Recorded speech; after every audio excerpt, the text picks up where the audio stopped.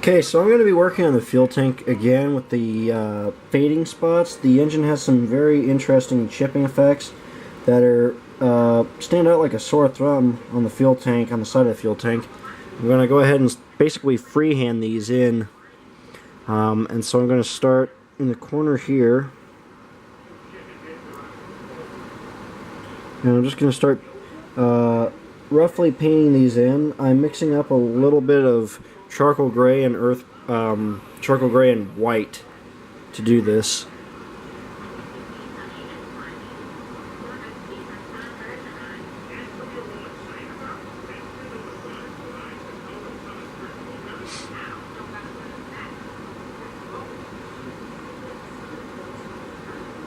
But these spots are pretty severe, so I'm just gonna paint these on somewhat roughly.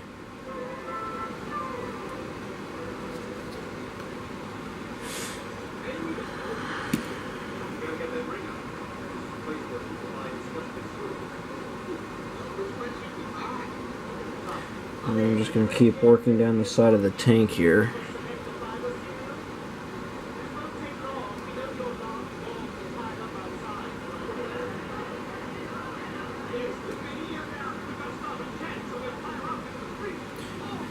But just like the SD40M, what I'm going to end up doing, I'll take an airbrush out and we'll blend this together later on, but right now I'm just making the defined spots on the tank.